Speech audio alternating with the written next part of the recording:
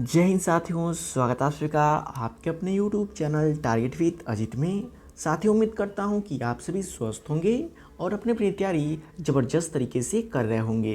तो साथियों, आज की इस क्लास में हम डिस्कस करने वाले हैं AGTA की सिलेबस के अकॉर्डिंग टॉप 50 कृषि विज्ञान के उन सभी महत्वपूर्ण प्रश्नों के बारे में जो कि आप सभी के AGTA एग्जाम में डायरेक्ट देखने को मिल सकती हैं। और साथियों, साथ में हमने करंट अफेयर के भी कुछ क्वेश्चन करवा दिए हैं जो कि आपके एग्ज़ाम के लिए इम्पॉर्टेंट हो जाती हैं। तो वीडियो को इन तक जरूर देखिएगा क्योंकि दिए गए सभी क्वेश्चंस एग्ज़ाम ओरिएंटेड और सेलेक्टिव हैं। तो आइए देखते हैं। जैसे पहला प्रश्न है, निम्न में से किस उर्वरक में मुख्य पोषक तत्व अधिक मात्रा में होते हैं। मोस्ट इम्पॉर्टेंट क्वेश्चन है। बात करा कि निम्न में से किस उर्वरक में मुख्य पोषक तत्व अधिक मात्रा में होते हैं। तो साथियों, बात करें म्यूरेट ऑफ पोटास की, इसमें पोटेशियम की मात्रा कितनी होती है तो आप सभी लोग को पता होगा 60% होती है। और बात करें डाई अमोनियम फास्फेट यानी कि DAP में फास्फोरस कितना होता है 46%। और जो कि नाइट्रोजन कितना होता है 18%। तो ये कुल मिलाकर कितना हो जा रहा है 64%, यानी कि 64% हो जा रहा है। तो सबसे अधिक कौन सा हो जा रहा है डाई अमोनियम फास्फेट, यानी कि डाई अमोनियम फास्फेट में मुख्य पोषक तत्व जो कि अधिक मात्रा में उपलब्ध हैं, इसलिए राइट आंसर ऑप्शन डी हो जाएगा डाई अमोनियम फास्फेट। तो ये इंपॉर्टेंट क्वेश्चन है, याद रखिएगा। नेक्स्ट क्वेश्चन है, हरी खाद से फसल की पैदावार बढ़ती है। बात करें साथियों ग्रीन मैन्यूर के द्वारा जो कि फसल की पैदावार कितना प्रतिशत बढ़ जाती है, तो मोस्ट इम्पॉर्टेंट क्वेश्चन है, याद रखिएगा 30 से 50% तक बढ़ जाती है। कितना 30 से 50% तक बढ़ जाती है। और बात करें साथियों 1 हेक्टेयर खेत में जो कि लवणीय मृदा के सुधार के लिए कितने किलोग्राम जो कि ढैंचा की बीज बुआई की जा सकती है, तो ये भी याद रखिएगा 20 से 40 किलोग्राम प्रति हेक्टेयर। कितना 20 से 40 किलोग्राम प्रति हेक्टेयर। नेक्स्ट क्वेश्चन है, हाल ही में किस राज्य ने मुख्यमंत्री खेत संरक्षण योजना शुरू की। साथियों, करंट अफेयर का मोस्ट इम्पॉर्टेंट क्वेश्चन है कि हाल ही में किस राज्य ने मुख्यमंत्री खेत संरक्षण योजना की शुरुआत की है, तो याद रखिएगा उत्तर प्रदेश सरकार ने। किस सरकार ने? उत्तर प्रदेश सरकार ने। इसका मुख्य उद्देश्य क्या था, तो इसका मुख्य उद्देश्य था आवारा पशुओं से जो कि अपने खेतों की रक्षा करना और उसे बाढ़ से फेंसिंग करना। तो इम्पोर्टेंट क्वेश्चन है, याद रखिएगा। तो साथियों, क्वेश्चन का लेवल आप सभी को देख पता चल रहा होगा कि दिए गए सभी क्वेश्चंस एग्जाम ओरिएंटेड और सेलेक्टिव हैं। तो वीडियो की क्वालिटी और कंटेंट आप सभी लोग को पसंद आ रहा हो तो प्लीज़ वीडियो को लाइक और शेयर करके चैनल को सब्सक्राइब जरूर कर लीजिएगा। नेक्स्ट क्वेश्चन है, अंतर्राष्ट्रीय बाजरा वर्ष किस वर्ष को घोषित किया गया था। मोस्ट इम्पॉर्टेंट क्वेश्चन है। ये क्वेश्चन आपके टीए के एग्जाम में पूछा जा सकता है कि अंतर्राष्ट्रीय बाजरा वर्ष किस वर्ष को घोषित किया गया था, तो याद रखिएगा 2023 को अंतर्राष्ट्रीय बाजरा वर्ष 2023 को घोषित किया गया था। नेक्स्ट क्वेश्चन है, प्रधानमंत्री किसान सम्मान निधि योजना की नवीनतम किस्म यानी कि 15वीं कब जारी की गई, तो कब जारी की गई? अप्रैल 2024 में। कब? अप्रैल 2024 में। तो देखिए 15वीं जब भी किस्त की बात करेगा तो याद रखिएगा अप्रैल 2024 में। नेक्स्ट क्वेश्चन है, जैविक खेती शब्द किसके द्वारा बनाया गया है। मोस्ट एग्जाम रिपीटेड क्वेश्चन है कि जैविक खेती शब्द जो कि किसके द्वारा बनाया गया है, तो याद रखिएगा लाडनाथ बारने के द्वारा। किसके द्वारा? लाडनाथ बारने के द्वारा। नेक्स्ट क्वेश्चन है, कृषि योग्य भूमि में कार्बन नाइट्रोजन अनुपात का विस्तार होता है।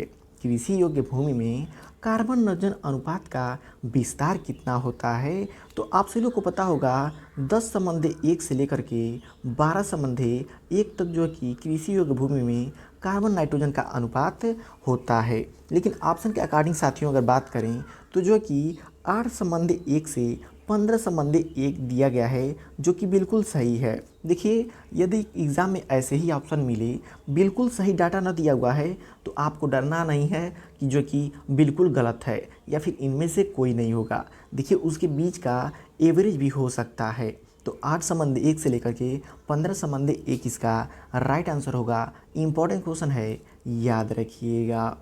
नेक्स्ट क्वेश्चन है, निम्न में कौन मृदा वनस्पति जात यानी कि सॉइल फ्लोरा के अंतर्गत आते हैं। साथियों देखिए, एक होता है सॉइल फ्लोरा और एक होता है सॉइल फौना। ये दोनों इंपॉर्टेंट है, यहाँ से सॉइल साइंस में एक क्वेश्चन पूछे ही जाते हैं। लेकिन यहाँ पहले बात किया हुआ है निम्न में कौन मृदा वनस्पति जात। आप ये याद रखिएगा, मृदा वनस्पति जात का मतलब क्या होगा, वनस्पति से रिलेटेड सॉइल फ्लोरा के अंतर्गत आते हैं। तो कौन कौन आता है, याद रखिएगा, कवक जीवाणु, एल्गी, एक्टिनोमाइसिटीज एवं पौधों के राइजोम आते हैं। देखिए, मृदा वनस्पति जात की बात किया हुआ है तो सभी वनस्पति आने चाहिए। तो कवक है जीवाणु, एल्गी एक्टिनोमाइसिटीज और पौधे के राइजोम आते हैं। राइट आंसर ऑप्शन सी हो जाएगा। जबकि बात करें जो कि मृदा एनिमल जात यानी कि सॉइल फौना की, तो इसके अंतर्गत कौन कौन आता है। देखिए, प्रोटोजोआ, सूत्रकृमि, कीट, चूहे, बिल में रहने वाले जीव आते हैं। तो फौना यानी कि एनिमल जात के अंतर्गत चूहे और बिल में रहने वाले जीव प्रोटोजोआ और सूत्रकृमि भी आते हैं। तो यह इंपॉर्टेंट पॉइंट है, इन दोनों को याद रखिएगा, शायद यहाँ से एक क्वेश्चन आपके एग्जाम में देखने को मिल जाए। नेक्स्ट क्वेश्चन है, कौन सा पोषक तत्व पौध मृदा से ज़्यादा मात्रा में लेते हैं या अवशोषित करते हैं। इनमें से कौन सा ऐसा पोषक तत्व है जिसको पौधे मृदा से ज़्यादा मात्रा में लेते हैं या फिर अवशोषित करते हैं। तो वो हो जाता है पोटेशियम। पोटेशियम को पौधे जो कि मृदा से सबसे अधिक मात्रा में लेते हैं। नेक्स्ट क्वेश्चन है, मृदा ब्लॉक में नमी के कम या ज़्यादा होने का मापक है। बात करें साथियों मृदा ब्लॉक की, कि मृदा ब्लॉक में नमी के कम या ज़्यादा होने का मापक क्या होता है। तो याद रखिएगा, टेंसियोमीटर होता है। क्या हो जाता है, टेंसियोमीटर हो जाता है। नेक्स्ट क्वेश्चन है, अमोनियम सल्फेट में नत्रजन एवं सल्फर क्रमशः होता है। बात करें साथियों, अमोनियम सल्फेट में नत्रजन एवं सल्फर क्रमशः होता है। कितना होता है, तो याद रखिएगा 20 व 24%। यानी कि अमोनियम सल्फेट में जो कि नाइट्रोजन कितना पाया जाता है, 20% पाया जाता है। और बात करें सल्फर की तो यह 24% पाया जाता है। और एक मोस्ट इम्पॉर्टेंट पॉइंट याद रखिएगा, जो कि धान में सबसे उपयुक्त कोई उर्वरक होता है तो अमोनियम सल्फेट ही होता है। तो इम्पॉर्टेंट क्वेश्चन है, याद रखिएगा। तो साथियों, वीडियो की क्वालिटी कंटेंट आप सभी लोग को पसंद आ रहा हो तो प्लीज़ वीडियो को लाइक और शेयर करके चैनल को सब्सक्राइब जरूर कर लीजिएगा। नेक्स्ट क्वेश्चन है, फास्फोरस पेंटाऑक्साइड प्रतिशत ज्ञात करने के लिए प्रतिशत फास्फोरस को किससे गुणा करते हैं। तो बात करें जब प्रतिशत फास्फोरस के गुणा करने की, तो याद रखिएगा 2.29 से गुणा करते हैं। और जब जो है कि फास्फोरस पेंटाऑक्साइड की गुणा करने की बात आएगी तब याद रखिएगा 0.84 से गुणा करते हैं। ये दोनों इंपॉर्टेंट है, यहाँ से एक क्वेश्चन आपके एग्जाम में देखने को मिल सकती है। नेक्स्ट क्वेश्चन है, जिंक सल्फेट में जिंक की मात्रा होती है। बात करें जिंक सल्फेट में जिंक की मात्रा कितनी होती है, तो याद रखिएगा 21% होती है। कितनी होती है, 21% होती है जिंक सल्फेट में, जो कि जिंक की मात्रा। Next question most exam repeated है साथियों, 15 वायुमंडलीय दाब के समतुल्य पीएफ मान होता है। बात करें साथियों 15 वायुमंडलीय दाब के समतुल्य जो पीएफ मान होता है वो कितना होता है, 4.2 हो जाता है। कितना होता है, 4.2 हो जाता है। Next question most exam repeated है साथियों, कि हाइड्रोमीटर विधि से ज्ञात किया जाता है। जो हाइड्रोमीटर विधि है उससे क्या ज्ञात किया जाता है, तो याद रखिएगा मृदा कणाकार ज्ञात किया जाता है हाइड्रोमीटर विधि से। इसके बारे में हमने कल डिटेल में बात किया हुआ था कि मृदा कणाकार हाइड्रोमीटर विधि से कैसे मापा जाता है। तो इम्पॉर्टेंट क्वेश्चन है, याद रखिएगा। नेक्स्ट क्वेश्चन साथियों, मॉन्ट मोरेल्लोनाइट मृत्तिका किस प्रकार की होती है। देखिए, बात करें मृत्तिका कलित 3 प्रकार की होती है। कौन सी, पहला तो मॉन्ट मोरेल्लोनाइट, दूसरा केओलिनाइट और तीसरा होता है क्लोराइड। तो बात करें मोंटमोरिल्लो नाइट की, तो मोंटमोरिल्लो नाइट प्रकार होता है 2:1 टाइप का होता है। और बात करें केओलिनाइट मृत्तिका किस प्रकार की होती है, तो 1:1 टाइप की होती है। और कोलाइट प्रकार की बात करें तो 2:2 या तो 2:1:1 प्रकार की होती है। तो मोंटमोरिल्लो नाइट की बात करें तो 2:1 प्रकार की, और जो कि केओलिनाइट प्रकार की बात करें तो 1:1 प्रकार की हो जाती है। तो इम्पोर्टेंट क्वेश्चन है, शायद यहाँ से आपके टी एग्ज़ाम में क्वेश्चन देखने को मिल सकता है। नेक्स्ट क्वेश्चन है, मृदाएं जो हवा के द्वारा स्थानांतरित होती हैं कहलाती हैं। बात करें साथियों उन मृदाओं की जो हवाओं के द्वारा स्थानांतरित होती हैं, तो वो कौन सी होती हैं, एओलियन हो जाती हैं। कौन सी होती हैं, एओलियन हो जाती हैं। तो याद रखिएगा, इम्पोर्टेंट क्वेश्चन है। नेक्स्ट क्वेश्चन साथियों, क्वार्ट्ज किस खनिज का उदाहरण है। बात करें साथियों क्वार्ट्ज की, तो क्वार्ट्ज जो कि किस खनिज का उदाहरण हो जाता है, तो देखिए बात करें खनिज की, तो खनिज दो प्रकार की होती हैं, पहला प्राथमिक और दूसरा द्वितीयक, जिसमें क्वार्ट्ज जो कि प्राथमिक के अंतर्गत आता है। आइए साथियों प्राथमिक और द्वितीयक खनिज के बारे में डिटेल में पढ़ते हैं, क्योंकि यहाँ से एक क्वेश्चन आपके जीटी एग्जाम में देखने को मिलेगा ही मिलेगा। तो बात करें प्राथमिक खनिज की, प्राथमिक खनिज के अंतर्गत कौन कौन से आते हैं, तो फेल्सपार, अभ्रक, ओलिवाइन, टूरमेलाइन, बायोटाइट, अल्बाइट और क्वार्ट्ज हो जाता है। ये हो जाते हैं प्राथमिक खनिज। बात करें द्वितीयक खनिज की, तो डोलोमाइट, जिप्सम, हेमेटाइट, कैल्साइट, मोरमोलिनोनाइट और इलाइट, ये हो जाता है द्वितीयक खनिज। इन दोनों को साथियों याद रखिएगा, यहाँ से एक क्वेश्चन 100% आपके जीटी एग्जाम में देखने को मिलेगा ही मिलेगा।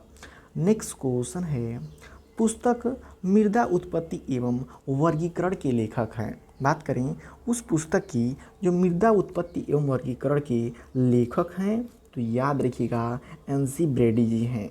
कौन हैं, एन.सी. ब्रेडी जी हो जाते हैं। नेक्स्ट क्वेश्चन है, पुस्तक text book of soil science के लेखक हैं। वो पुस्तक text book of soil science के लेखक कौन हो जाते हैं, तो याद रखिएगा टी.डी. विश्वास, एस. एवं मुखर्जी हो जाते हैं। कौन आते हैं, टी.डी. विश्वास एवं एस के मुखर्जी हो जाते हैं। नेक्स्ट क्वेश्चन है, निम्न में से किस एक में कृंतक वर्ण सामान्य प्रथा है। बात कर रहा है कृंतक वर्ण की, इनमें से किस में कृंतक वर्ण एक सामान्य प्रथा होती है, तो याद रखिएगा केले में कृंतक वर्ण जो कि एक सामान्य प्रथा हो जाती है। नेक्स्ट क्वेश्चन मोस्ट इम्पॉर्टेंट है साथियों, कि शीत ऋतु में मकई की बुआई की अनुशंसा उन रीजेस पर की जाती है जिनकी ढलान जो कि किस दिशा में होनी चाहिए, याद रखिएगा दक्षिण दिशा में होनी चाहिए। किस दिशा में होनी चाहिए, दक्षिण दिशा में होनी चाहिए। नेक्स्ट क्वेश्चन है, खंड विकास परिषद की अध्यक्षता की जाती है। साथियों मोस्ट एग्जाम रिपीटेड है क्वेश्चन है और बहुत ज़्यादा कन्फ्यूज़न भी यहाँ पे होता है। बात कर रहा है खंड विकास परिषद की अध्यक्षता कौन करता है, तो याद रखिएगा जो ब्लॉक प्रमुख होता है वो करता है, खंड विकास अधिकारी नहीं करता है। तो इम्पोर्टेंट क्वेश्चन है और थोड़ा कन्फ्यूज़न वाली क्वेश्चन है। नेक्स्ट क्वेश्चन है, बात के साथियों agro climatic zone in India की, यह इम्पॉर्टेंट टॉपिक है और करंट का ये बात है, क्योंकि यहाँ से क्वेश्चन तो आपको देखने को मिलेगा ही मिलेगा। 100% इन तीनों में से एक क्वेश्चन फंसेगा ही फंसेगा। तो याद रखिएगा योजना आयोग के द्वारा जब पूछे कि योजना आयोग के द्वारा कृषि जलवायु क्षेत्र कितने हैं, तो याद रखिएगा 15 हैं। और जब पूछे ICAR NRP द्वारा कृषि जलवायु क्षेत्र कितने हैं, तो 127 हैं। ICAR NARP के द्वारा कृषि जलवायु क्षेत्र कितने हैं, 127 हैं और योजना आयोग के अनुसार 15 हैं। और बात करें NBSS एंड LUP द्वारा एग्रो इकोलॉजिकल क्षेत्र की, वो कितने हैं, 20 एवं 60 हो जाते हैं। तो ये इम्पॉर्टेंट पॉइंट है, यहाँ से 100% आपके एग्ज़ाम में क्वेश्चन बनेगा ही बनेगा। तो साथियों वीडियो की क्वालिटी और कंटेंट आप सभी लोग को पसंद आ रहा हो तो प्लीज़ वीडियो को लाइक और शेयर करके चैनल को सब्सक्राइब जरूर कर लीजिएगा। नेक्स्ट क्वेश्चन है, 1 एकड़ में पपीते का बाग लगाने के लिए बीज की आवश्यक मात्रा होगी। यहाँ पे बात करें साथियों सिर्फ 1 एकड़ में, 1 एकड़ में पपीते की बाग लगाने के लिए बीज की आवश्यक मात्रा कितनी होगी। तो आप सभी लोग को पता होगा 1 हेक्टेयर में, 1 हेक्टेयर में जो कि 2.5 एकड़ होता है।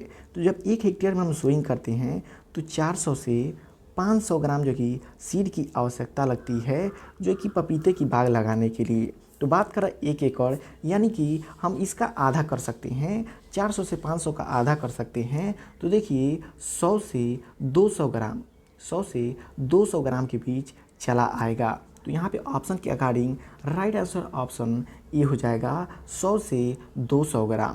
100 से 200 ग्राम की बात करें तो 1 एकड़ में पपीता की बाग लगाने के लिए बीज की आवश्यकता होगी 100 से 200 ग्राम। और जब बात करें पपीता की तो एक पॉइंट और याद रखिएगा, एग्ज़ाम में क्वेश्चन पूछाता है पपीता के अंदर जो कि कितनी बीजों की मात्रा लगभग होती है।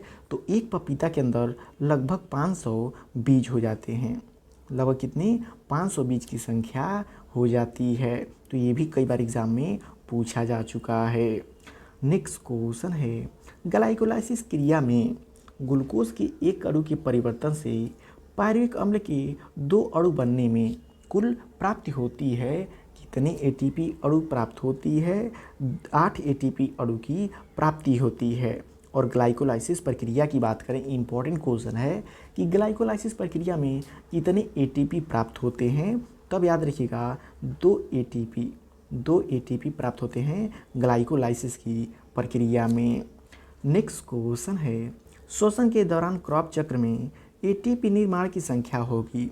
श्वसन के दौरान क्रॉप चक्र में एटीपी निर्माण की संख्या कितनी होगी। तो याद रखिएगा 30 होगी। कितनी? 30 होगी। जब भी बात करेगा साथियों एटीपी निर्माण की, तो एटीपी निर्माण की जब भी बात करेगा तो आप याद रखिएगा 30 संख्या हो जाती है। नेक्स्ट क्वेश्चन है, भारतीय कृषि अनुसंधान परिषद ICAR ने हाल ही में कौन सी नई जलवायु लचीली फसल किस्म जारी किया है। तो वो कौन सी आती है, याद रखिएगा पूषा सूर्या गेहूँ हो जाती है। कौन सी आती है, पूषा सूर्या गेहूँ हो जाती है। नेक्स्ट क्वेश्चन है, FAO के अनुसार 2024 के वैश्विक खाद्य उत्पादन रिपोर्ट में भारत किस स्थान पर रहा है। तो याद रखिएगा पहले स्थान पे रहा है। किस स्थान पे रहा है, पहले स्थान पे रहा है। नेक्स्ट क्वेश्चन है, कृषि उड़ान योजना 2.0 का उद्देश्य क्या है। कृषि उड़ान योजना 2.0 के उद्देश्य की बात करें तो याद रखिएगा कृषि उत्पादों की एयर लिफ्टिंग है। क्या है, कृषि उत्पादों की एयर लिफ्टिंग हो जाती है। नेक्स्ट क्वेश्चन है, हाल ही में नाबार्ड ने क्लाइमेट स्टेट एग्रीकल्चर के लिए कितनी राशि स्वीकृत की है। तो याद रखिएगा कितनी राशि स्वीकृत की है, 1000 करोड़ रुपए की राशि स्वीकृत की है। किसने, नाबार्ड ने। लास्ट क्वेश्चन साथियों आप सभी लोग के लिए होमवर्क है, इसका आंसर कमेंट बॉक्स में जरूर दीजिएगा कि ई नाम पोर्टल का उद्देश्य क्या है। तो कमेंट बॉक्स में इसका आंसर जरूर दीजिएगा। तो साथियों ये आप सभी के कृषि विज्ञान के वे सभी महत्वपूर्ण प्रश्न जो कि आप सभी के एग्जाम में डायरेक्ट देखने को मिल सकती हैं। तो वीडियो आपको कैसा लगा कमेंट करके फीडबैक जरूर दीजिएगा। और वीडियो पसंद आए तो प्लीज़ वीडियो को लाइक और शेयर करके चैनल को सब्सक्राइब जरूर कर लीजिएगा।